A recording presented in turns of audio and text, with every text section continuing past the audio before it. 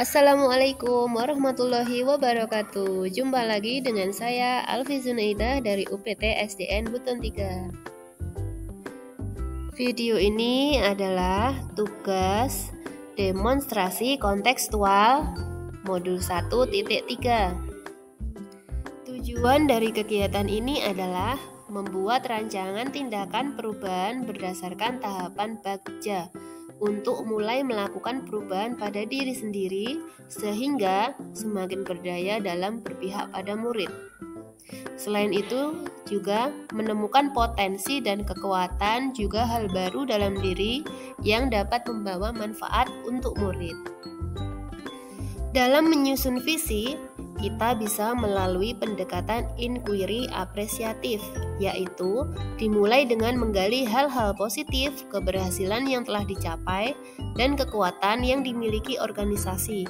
Setelah itu, kita merencanakan perubahan berdasarkan hal-hal positif yang sudah kita gali. Tahapan pada inquiry apresiatif di dalam bahasa Indonesia disebut dengan bagja. Penjelasannya, untuk B, itu adalah buat pertanyaan utama. Ini digunakan sebagai penentu arah perubahan apa yang ingin diinginkan. Selanjutnya A, ambil pelajaran. Tahapan ini akan menuntun mengambil pelajaran dari pengalaman individu atau kelompok, baik dalam unsur yang berbeda maupun sama. Yang ketiga, G, gali mimpi. Nah, di sini kita akan menggali mimpi sebagai keadaan ideal yang diinginkan dengan digambarkan secara rinci melalui sebuah narasi dan diperlukan pertanyaan-pertanyaan pemandu dalam penyusunan narasi. Yang keempat, J, jabarkan rencana. Di sini kita akan mengidentifikasi tindakan yang diperlukan dan mengambil keputusan-keputusan. Yang terakhir, A, atur eksekusi. Di sini adalah membantu kita mentransformasi rencana kita itu untuk menjadi nyata. Visi yang sudah tersusun adalah terwujudnya peserta didik yang berkarakter, berbudaya, sesuai dengan profil pelajar Pancasila dan mengikuti perkembangan iptek. Berfokus pada dimensi profil pelajar Pancasila, beriman, bertakwa kepada Tuhan Yang Maha Esa, dan berakhlak mulia, di mana di dalamnya itu ada elemen-elemen, yaitu akhlak beragama, akhlak pribadi, akhlak kepada manusia, akhlak pada alam, dan akhlak bernegara. Dari itu, saya menentukan prakarsa perubahan mewujudkan peserta didik yang memiliki karakter berakhlak mulia. Ini adalah kanvas bagja. Di sini dimuat pertanyaan-pertanyaan serta tindakan yang akan kita lakukan untuk mencapai visi. Tahap yang pertama adalah buat pertanyaan utama. Pertanyaan saya buat, bagaimana mewujudkan murid yang berakhlak mulia? Tindakan yang dilakukan yang pertama, melakukan musyawarah dan kolaborasi tentang visi yang dibuat. Yang kedua, memperkenalkan tentang karakter murid yang berakhlak mulia kepada sebuah warga sekolah, komite, dan wali murid melalui kegiatan sosialisasi. Yang ketiga, menyusun alur kegiatan untuk mewujudkan murid yang berakhlak mulia. Dan yang keempat, melakukan evaluasi dan refleksi. Tahap kedua, ambil pelajaran.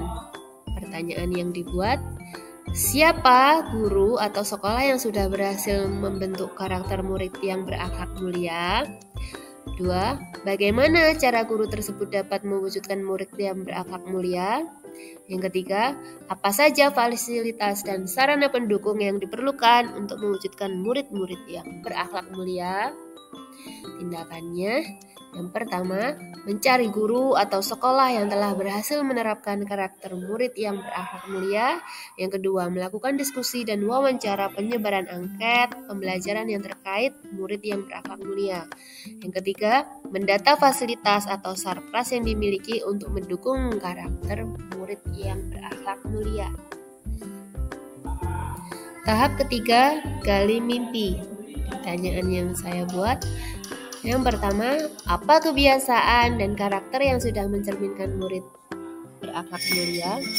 Yang kedua, bagaimana perasaan murid ketika dan setelah dilaksanakannya program pembiasaan murid berakhlak mulia? Yang ketiga, apa saja hal baru yang bisa dilakukan setelah melaksanakan program pembiasaan murid berakhlak mulia? Tindakan yang dilakukan, yang pertama, melakukan observasi, refleksi, dan rencana tindak lanjut. Mewawancarai untuk mengetahui kebiasaan-kebiasaan baru yang muncul setiap 2 minggu sekali di kelas. Yang kedua, melakukan survei wawancara terhadap pembentukan karakter berakhlak mulia. Yang ketiga, melakukan refleksi dan rencana tindak lanjut kepada murid tentang penerapan program pembiasaan murid berakhlak mulia. Tahapan keempat adalah jabarkan rencana. Pertanyaan yang saya buat, yang pertama, apa langkah kegiatan yang dilakukan untuk mewujudkan murid yang berakhlak mulia? Yang kedua, apa tindakan-tindakan yang bisa mendukung program pembiasaan murid berakhlak mulia? Yang ketiga, bagaimana cara memotivasi murid untuk bisa menjadi murid yang berakhlak mulia? Tindakan yang dilakukan, yang pertama, berkolaborasi dengan pihak yang terkait untuk menyusun program pembiasaan murid berakhlak mulia. Yang kedua, menjadikan hambatan sebagai motivasi dan dicarikan solusinya. Yang ketiga, fokus pada tujuan. Yang keempat, membuat modul ajar yang di dalamnya dimasukkan nilai-nilai berakhlak mulia. Yang kelima, memberikan apresiasi terhadap keberhasilan murid.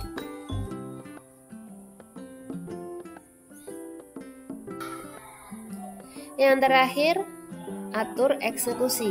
Pertanyaan yang dibuat, siapa yang berperan dalam program pembiasaan di sekolah yang mewujudkan karakter murid yang berakhlak mulia? Tindakan yang dilakukan, yang pertama, pembentukan tim yang terlibat dan bertanggung jawab dalam pelaksanaan program murid yang berakhlak mulia. Yang kedua, melaksanakan pembiasaan yang telah disusun. Yang ketiga, melakukan monitoring, evaluasi, dan refleksi secara rutin dan berkelanjutan. Demikian penjelasan saya mengenai prakarsa perubahan yang saya lakukan di sekolah saya. Ini ada pepatah dari Helen Keller. Orang yang paling menyedihkan di dunia ini adalah orang yang mempunyai penglihatan namun tidak memiliki visi. Terima kasih atas perhatiannya. Semoga apa yang saya sampaikan bermanfaat bagi Anda semua. Akhirul kalam, wassalamualaikum warahmatullahi wabarakatuh.